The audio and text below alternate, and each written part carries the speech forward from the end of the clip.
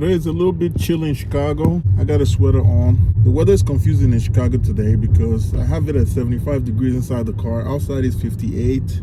I want to turn on the AC, but I don't know what to do. Anyway, I'm getting hot in here, so eventually I'm gonna have to do something. I maybe lower the window, turn off this. That brings me to my point for today. Today, I'm actually taking one of my Toyota Priuses. It's one of my rental cars. I'm taking it in for emissions. They sent me the ticket saying that this car is due for registration renewals. But before that, they sent me another slip saying that it needs to pass the emissions. And I'm believing that before you can register the car or renew the registration, you have to pass emissions. So I'm taking it in right now. This car just came out of the shop. I rented it out to a long-term renter, African immigrant.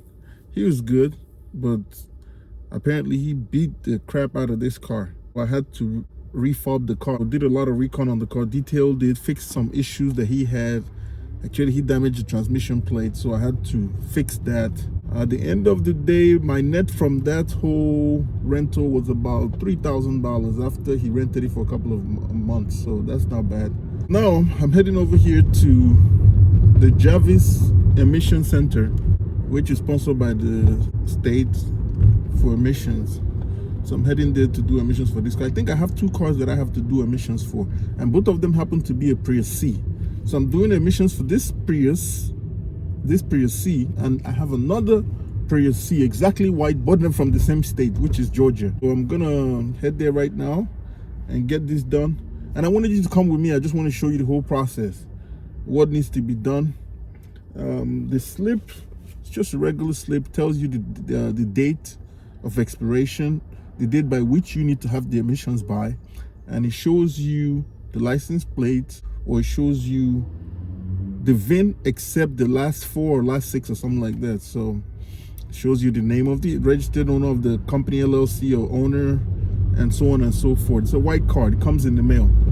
So right now I'm heading over there to get this thing done so that this car could continue being rented. I have another red Prius C that is actually, I'm trying to get rid of that car because I want to switch it over and turn it into a Prius, because the Priuses are more reliable, 2016 and up, or a Lexus CT or HS, one of those. The HS can't go on Turo no more, so probably a CT 2015 to 2018, somewhere around there.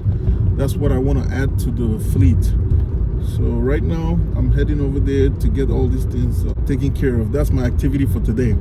And then I have a video coming about my running with the FBI renting cars.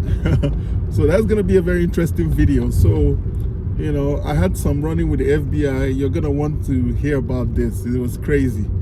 So that video, I'm going to post it on my channel, the Solutionist channel. So you might want to check that out. So on my way to the emission testing place, I remembered that I had to return an umbrella. So I bought this $5 umbrella from Home Depot, or maybe last week. It was very windy in Chicago and it was raining. Pulled out this darn thing, and upon opening it, the wind just obliterated the umbrella. So the umbrella doesn't work right now. So I just went back to Home Depot and I exchanged the umbrella. So don't be afraid to exchange some of these products. Sometimes some of these companies, they order products that they think are up to par, but they turn out to be very inferior products. You know, umbrellas made for cents on the dollar in China, and I believe maybe they're getting these umbrellas for 10 cents. They're selling it for $5. Opened up the umbrella and the wind just disorganized the whole thing, and it was basically, in my opinion, unfixable. Don't be afraid when you buy some of these inferior products to go and exchange it if you still want to stick with the product. But if not, you might have to find your receipt to do a return or get a refund. But in this case here, I did not have a receipt, but the umbrella was basically new. You can see the tags on the umbrella. So I walked in there, they just did an exchange. They took the damaged umbrella and just gave me a replacement umbrella. So that was cool. Shout out to the staffs over there at Home Depot. So that was very cool. So now I have a nice working umbrella. I try to put it in mostly my nicer rental cars like the Range Rovers. I put umbrellas in there because you rent the Range Rover for the price at which these cars rent for. I think you deserve to have an umbrella in there just in case it starts to rain. And not only that, too, you have to look at it from a selfish perspective. If you put an umbrella in the car, that way the guest is protected, and that way they protect your car. And in a case where they're trying to get into the car, rain doesn't fall into the car and damage the leather. So that way they have an umbrella to shield them at least as much as possible. So that's the mindset behind me doing that. So sometimes you deprive people of stuff, you don't know that you're damaging yourself in the process. And sometimes when you go the extra mile to give people extra, you're actually helping yourself in the process. So you have to develop a winner's mindset, and that's some of the mindset that it takes to win out here. Because times are changing. The old days are not coming back. These are new times. These are uncharted territory. So you have to try things that are very non-conventional. So which is why if you see most of my rental cars, or if you listen to some of my YouTube videos, I've talked about it. In my rental cars, I put cell phone chargers, I put cell phone holder, I put the iPads, city stickers, zoning stuff. I tell people about it. So I try to go the extra mile. I have welcome messages. I give people as much as possible. Upon pickup, they have videos. If you look down in my YouTube videos, you're going to see the video that I send to guests when they come to pick up the car, how the cars are cleaned, and how to locate the vehicle. So these are some of the ways that I go the extra mile to win in this highly competitive rental car market right now. There's a lot of Turo hosts out here, but I get a lot of repeat guests because my repeat guests, they love the way that I move to cater to them. And it's even beyond all those things. I put all-weather floor mats, I disinfect the vehicle, I spray air fresh. I do things just to remove the rental element and just make them feel like this could be my car. And then not only that, at the end of the day, at the end of the trip, in my messages, I offer the car for sale because that's part of what I do. Just in case you like the car that much, you could go ahead and own the vehicle. So these are part of the ways by which I try to win in this market. I'm almost at the emissions location over here, Jarvis. So that's the emissions place.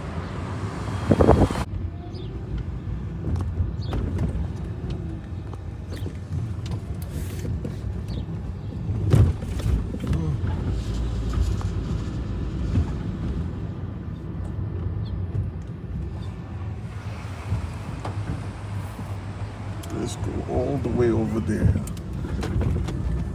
Let's maximize. So I'm finally at the emission center, and the lady, she waved for me to stop, so I'm just waiting for them to take me next. This should be interesting.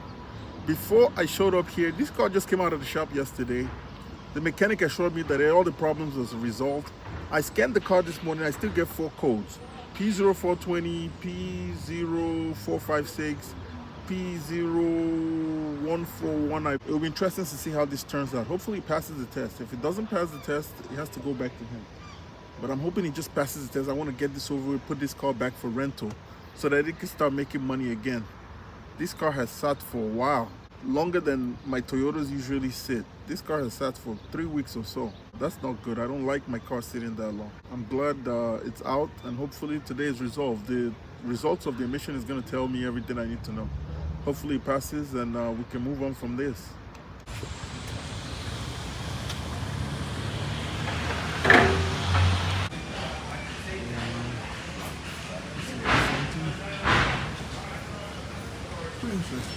Thank you.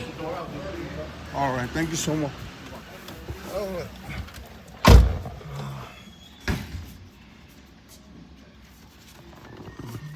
So they handed me that. I believe that's to renew. Let's see what happens. Let's see if I pass. I don't know if I'm gonna pass. 78,000, vehicle got rejected. These monitors aren't ready to be tested. Okay. What you have to do is read this. If you need more information, you go to our website, call or scan. Okay. Also read this, and it'll explain to you what you need to do to get retested. Okay. Okay. All right. Sounds good.